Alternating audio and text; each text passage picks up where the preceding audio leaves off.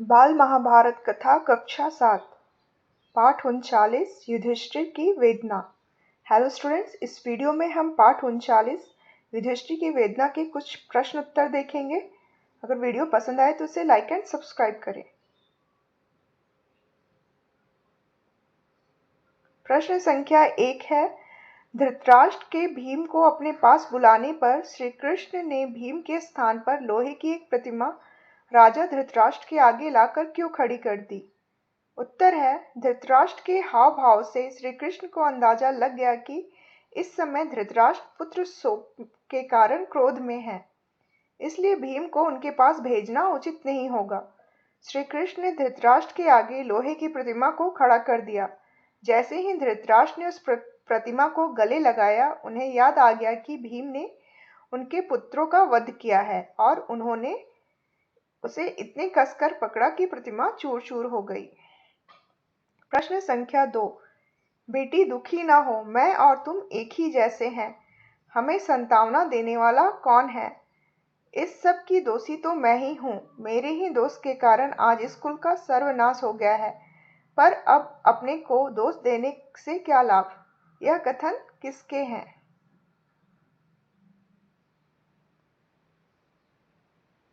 उत्तर, शोक विहल होकर रोती गांधारी ने द्रौपदी को कहा था, जिसने अपने 5 सुकुमार बालकों को खो दिया था।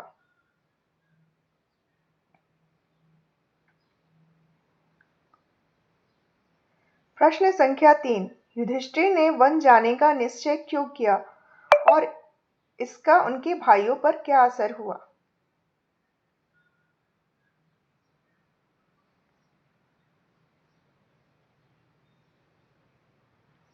उत्तर है, युधिष्ठिर के मन में यह बात समा गई थी कि उन्होंने अपने बंधु बांधवों को मारकर राज्य हासिल किया है। इससे उनके मन में भारी व्यथा रहने लगी। अंत में उन्होंने वन में जाने का निश्चय किया ताकि इस पाप का प्रायश्चित हो सके। यह सुनकर सारे भाइयों पर मानो वज्र गिर गया। वे बहुत चिंतित हो उठे और बारी बारी से सबने युधिष्ठिर को समझाने की कोशिश की।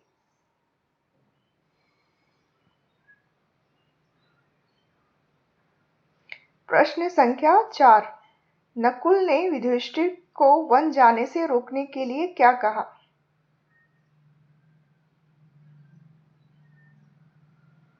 उत्तर है, नकुल ने प्रमाण पूर्वक यह सिद्ध करने का प्रयत्न किया कि कर्म मार्ग न केवल सुगम है बल्कि उचित भी है, जबकि संन्यास मार्ग कंटीला और दुष्कर है।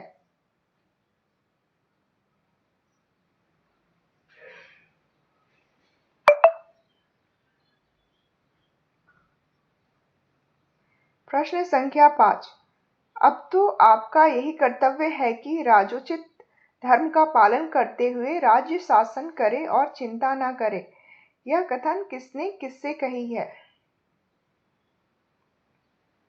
उत्तर है, यह कथन द्रौपदी ने युधिष्ठिर से कही है। प्रश्न संख्या 6, शासन सूत्र ग्रहण करने से पहले युधिष्ठिर कहाँ गए थे? शासन सूत्र ग्रहण करने से पहले युधिष्ठिर भीष्म के पास गए थे, जो कुरुक्षेत्र में शरशय्या पर पड़े हुए मृत्यु की प्रतीक्षा कर रहे थे। पितामह ने युधिष्ठिर को धर्म का मर्म समझाया और उपदेश भी दिया।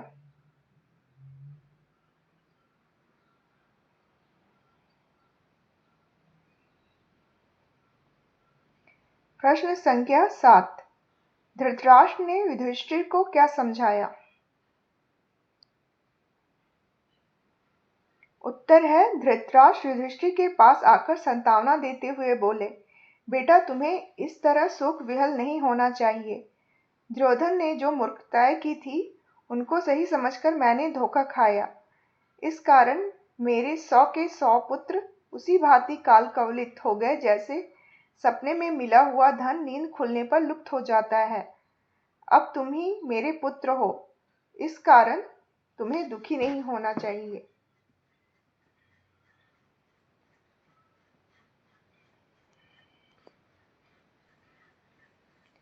Thank you for watching my video.